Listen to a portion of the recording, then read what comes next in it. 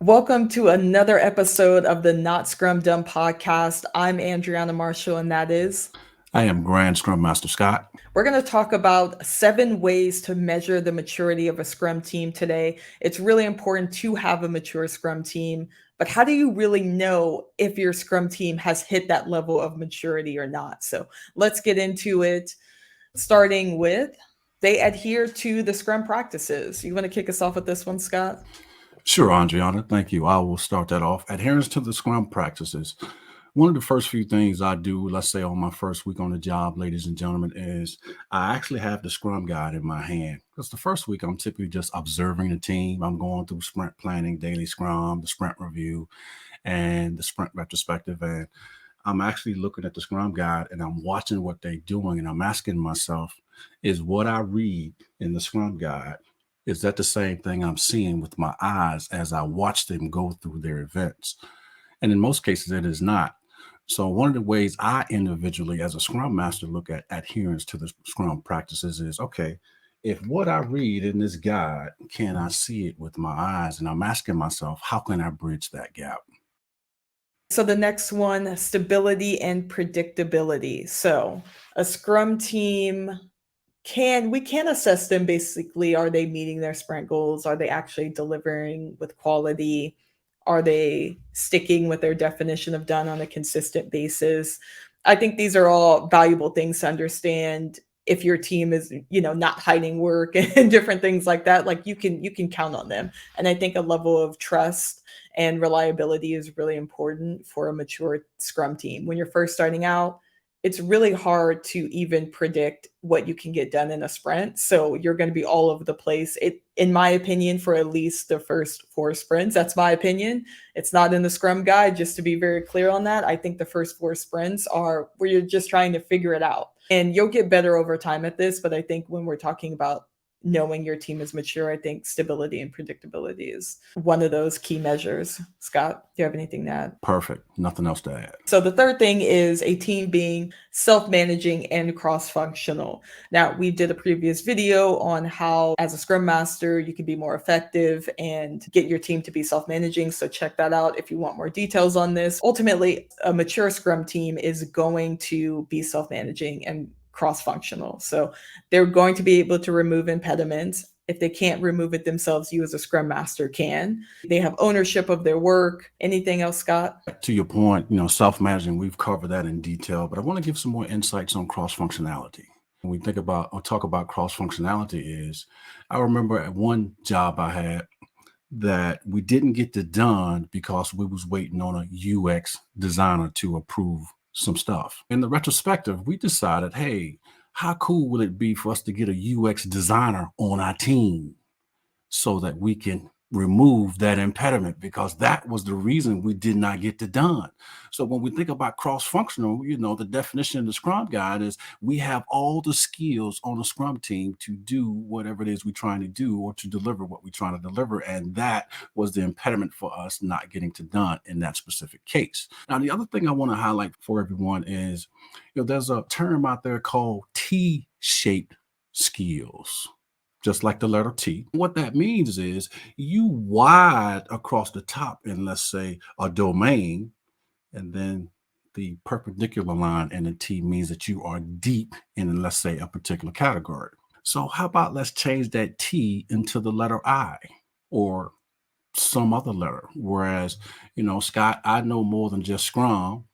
That would be like the letter T. I am Scrum, and I've gone deep into the Scrum framework, but there's some other things I might need. But why don't I start learning Kanban? Why don't I start learning extreme programming and some of the others? So I'm changing the letter T and whatever letter it may be once we're done with our learning and growth curve. That's also a sign of a visual of what cross functional looks like. Even you are widening and deepening your skill set.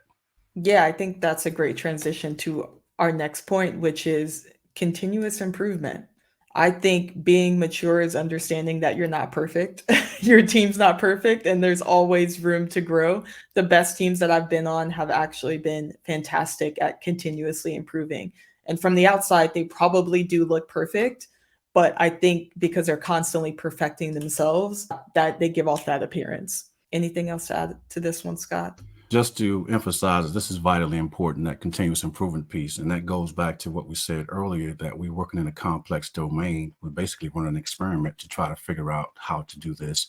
And that process is not going to be repeatable. So we have to continuously improve our processes, our skills, and the whole suite of things that we're trying to tackle. Very nice. Yeah, and I think we do that through our next point, collaboration and communication.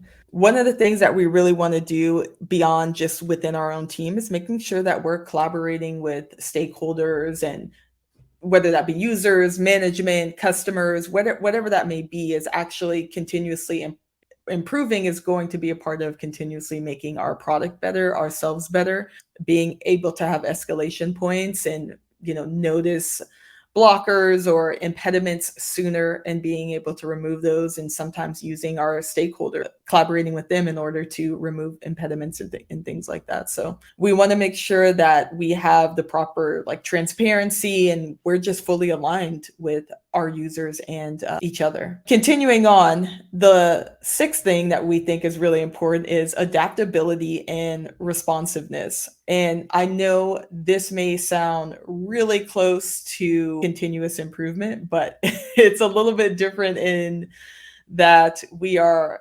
shifting requirements and priorities on a frequent basis.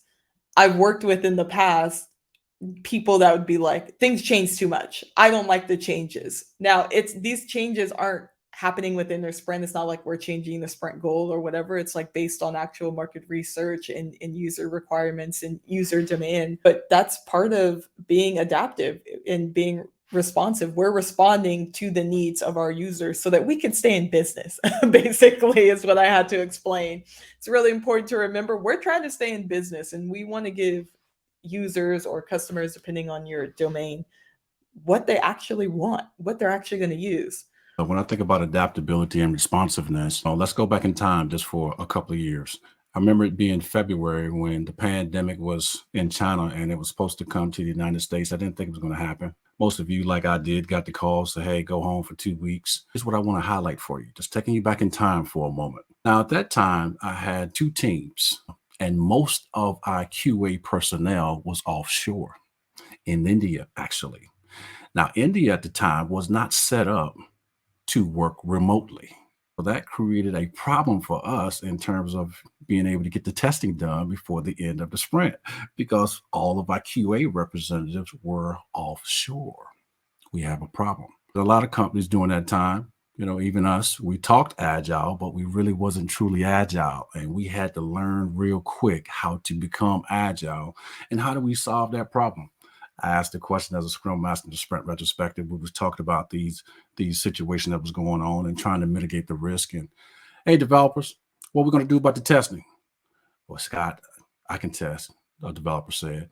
Another developer said, I haven't done that in a while. I'm about to brush up on my skills. I can do that. So you see how the team kind of came together so that we can get this done. Specifically, that is the developer's responsibility to get the testing done as well. The Scrum Guide, just to highlight that, there is no sub-teams or hierarchies on the Scrum team. Developer, they should be able to write code and test it. That's part of, in Scrum, how we look at it. But that's just something to consider and think about too, in terms of adaptability and responsiveness. Okay, if a situation happens that we cannot control, like the pandemic, can you pivot and go right? Can you pivot and go left and still keep going to deliver a done increment for our customers? That is what we're trying to achieve with Agile. Yeah, and speaking of getting to a done increment for our customers, the last part of the 7 ways to measure the maturity of a Scrum team is product quality and customer satisfaction. Without quality and customers actually liking it, you don't have a business that's going to last long. I mean, in the Scrum Guide definition of done, this is where our quality measure is. We're trying to have a complete product with high quality that the users actually want to use. A mature Scrum team is going to consistently research the market and also get feedback from their users, whether that's net promoter score, whether that's a direct survey, whether you're doing focus groups. You constantly want to have a way to get feedback from your users. Even some of the biggest brands, you'll see occasionally these in-app surveys where it's like, do you like this? Does this work for you? Do you like these type of ads? Do you like this type of content? They are constantly seeking feedback, which is why they still exist today. If you feel like your Scrum team is not here yet, take some of the things that we've talked about and start working to implement these with your Scrum team and get them to a place of maturity. So maybe you saw some gaps today. Keep working. Feel free to ask questions in the comments, and we'll make a video answering them. We'll also answer via comment, but that way we can answer some of your questions. If you stuck around to the end of this video, you have an attention span greater than a goldfish. Check the description for ways to get in contact with us via LinkedIn. You can join one of our classes. You can always leave a comment and we'll answer those questions. Scrum on.